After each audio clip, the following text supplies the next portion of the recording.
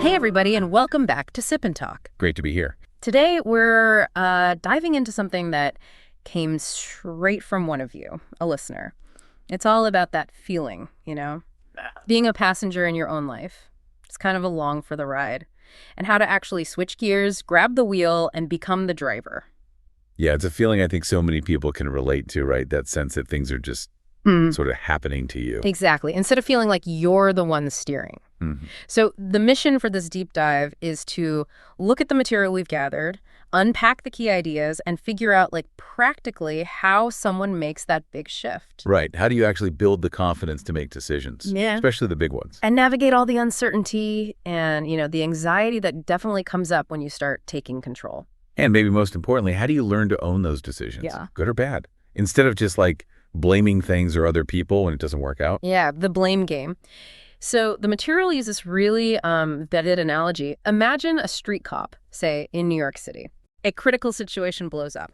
They don't have time to, call dispatch for advice or form a committee. No, definitely not. Split-second stuff. Exactly. They have to make judgments right then and there, decisions with real consequences based on their training, their gut, their judgment. That's a great picture of it.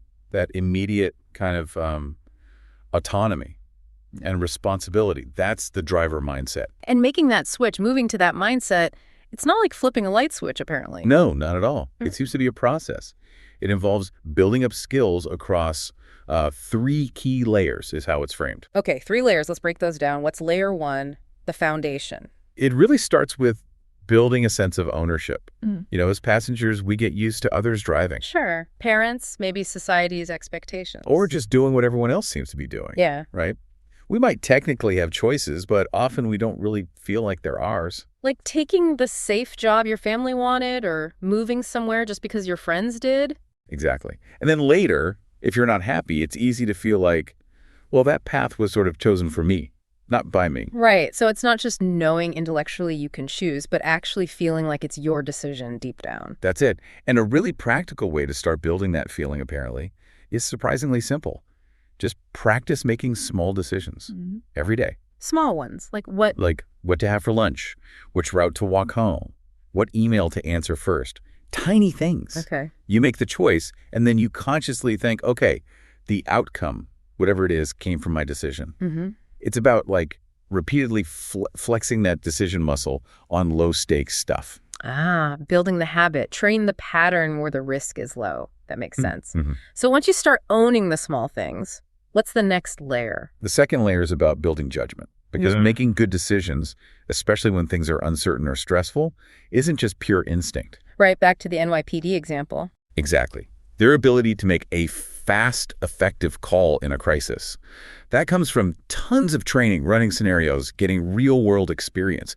Judgment is something you build. It's not just innate. Okay, so it's not just having the guts to pick a lane, but developing the skill to pick a good lane. Precisely. And how do you build that skill? Well, first, the advice is to think ahead. Anticipate. Yeah, anticipate potential problems or roadblocks before you're right up against them. What could go wrong here? What are the variables? It's not about doom and gloom thinking.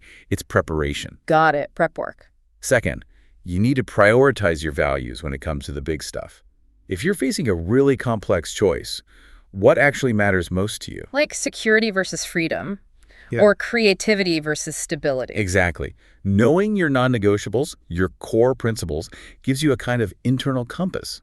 It really helps guide you. That internal compass. Yeah. That feels key. If you know what you stand for, even tough choices get a bit clearer, maybe. Even if they're still hard. Definitely. And the third part of building judgment, it's about accepting past mistakes and pulling out the lessons.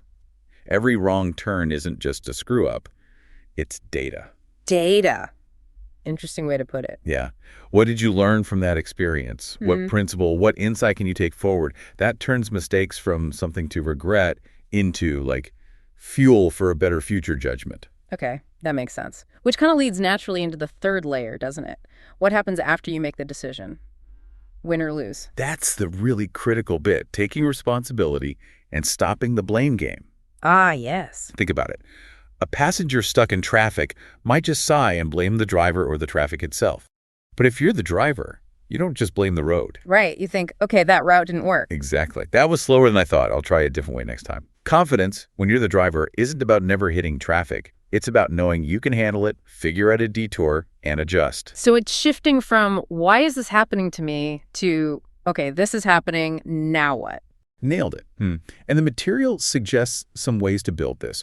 One is, after you make a choice, consciously say to yourself, maybe even write it down, this was my decision. Even if it goes badly. Especially if it goes badly. Yeah. It reinforces that ownership. Another practice is to consciously face the consequences.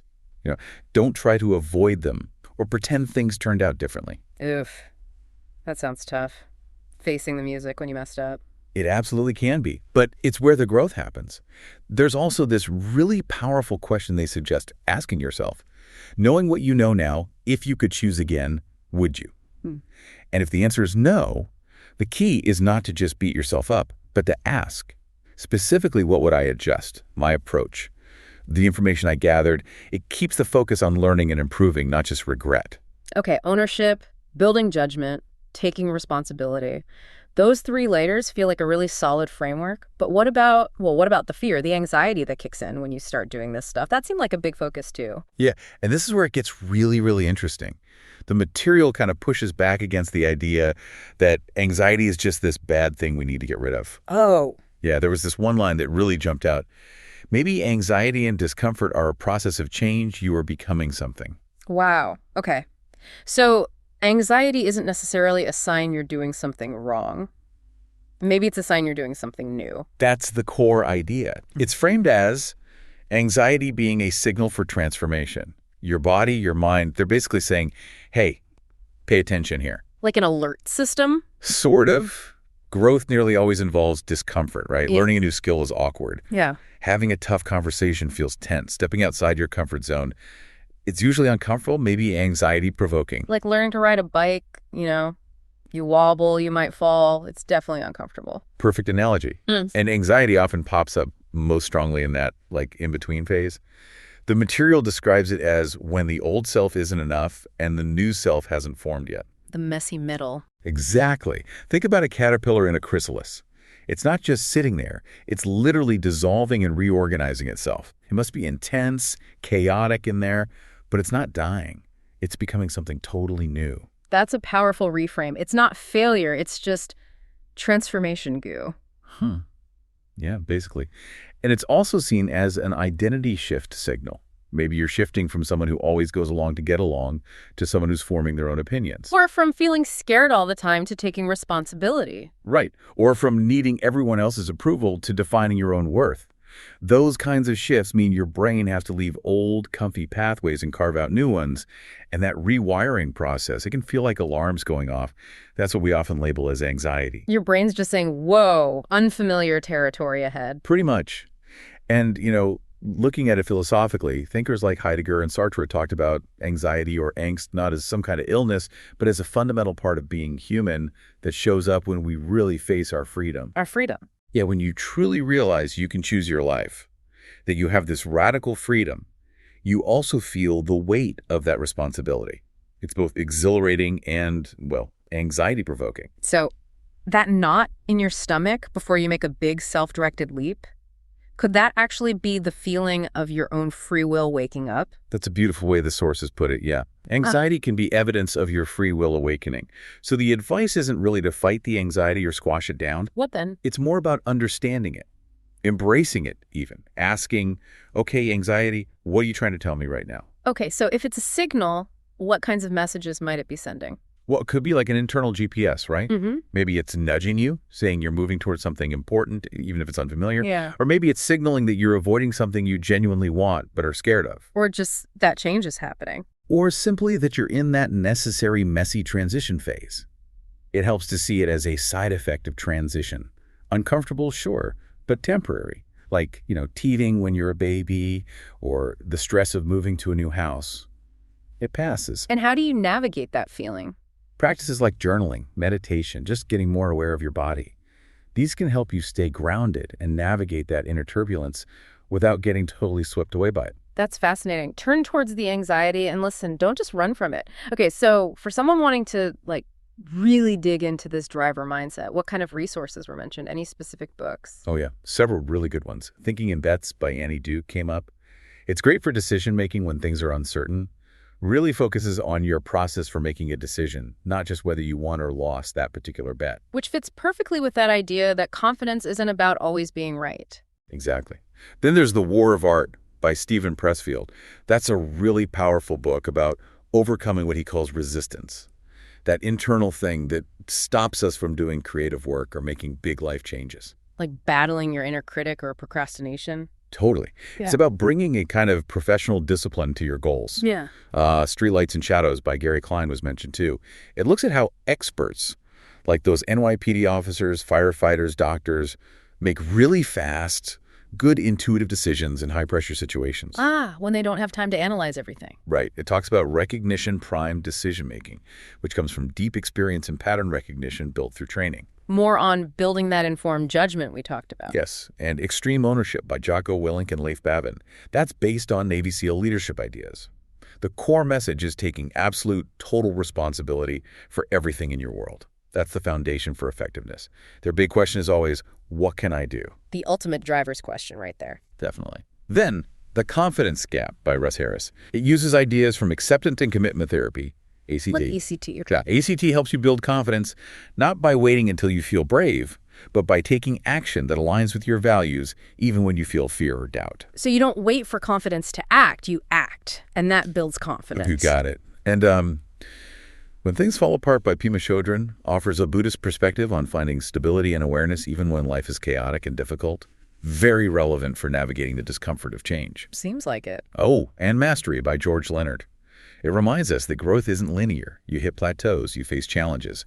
That discomfort is just a normal part of learning, not a sign you're failing. Wow. Okay, that's a really solid reading list.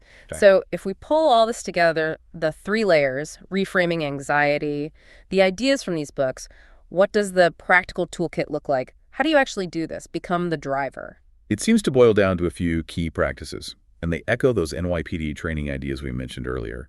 First, education and information gathering. Do your homework? Basically, yeah. Before a big decision, gather intel. Research options. Talk to people who've been down similar roads. Just like police recruits, study cases, and run simulations, you gather information to make smarter choices. They even mention structured methods, like the critical decision-making model used in policing, assess, consider options based on goals, anticipate outcomes. Smart driving starts with knowing the map. Makes sense. Right. Second, practice in small steps. Build that comfort and skill by starting small. Those daily micro-decisions we talked about, they build the muscle. Incrementally. Yes. And it maybe set time limits for smaller choices sometimes, just to avoid getting stuck in analysis paralysis. You know, like officers gain street smarts over time and learn to make quicker calls. Right. Don't agonize over the coffee shop choice for an hour. Just pick one and go. Exactly. Third, reflection and learning. After a decision, especially a meaningful one, take a moment to debrief yourself. What went well, what didn't, what principle did I learn, what would I do differently? Not beating yourself up, but learning. Precisely. It's about extracting those lessons, like police reviewing an incident report to improve next time. And this is where that driver's notebook idea fits in, right? Yes, exactly. That came up as a really strong suggestion. Just take like 5 minutes a day, jot down, what active decisions did I make, which one didn't go quite right, and what's the takeaway or adjustment for next time? And maybe that question. If I knew how today would turn out, what might I have chosen differently? That daily check-in.